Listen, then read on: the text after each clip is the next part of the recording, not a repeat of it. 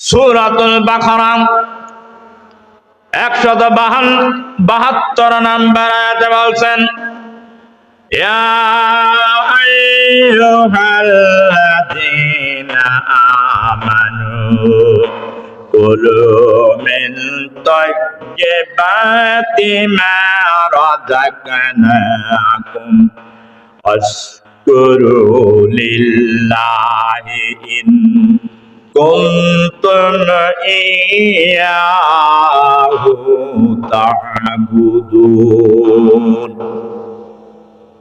আল্লাহ রাব্বুল আলামিন এই আয়াতে কারিমার মধ্যে শুধুমাত্র ঈমানদারদেরকে সম্বোধন করেছেন।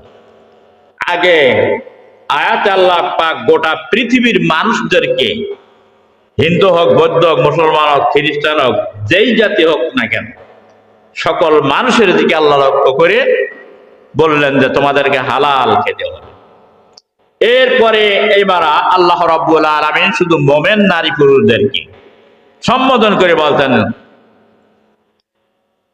পৃথিবীর ঈমানদার ব্যক্তিদের দিকে লক্ষ্য করে আল্লাহ পাক বলতেন, ইয়া আইয়ুহাল্লাযীনা আমানু কুলু মিন তাইয়্যিবাত, হে ঈমানদারগণ, তোমরা যারা ঈমান এনেছো, আমি তোমাদেরকে যে রিজিক দান করেছি, যে সকল পবিত্র বস্তু রিজিক হিসাবে তোমাদেরকে দান করা হয়েছে,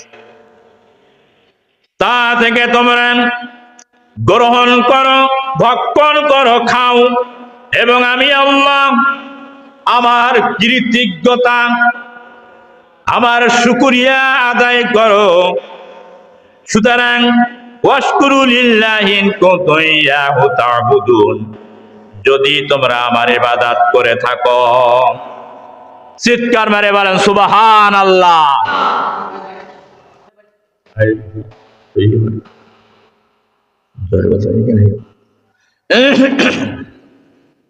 তাহলে আল্লাহ পাক এবার মোমেনদের দিকে লক্ষ্য করে বললেন, গোটা পৃথিবীর মোমেন, তারা তোমরা যারা বিশ্বাস করেছো, ঈমান এনেছো, তোমরা পবিত্র যে বস্তু এই পৃথিবীতে আমি তোমাদের জন্য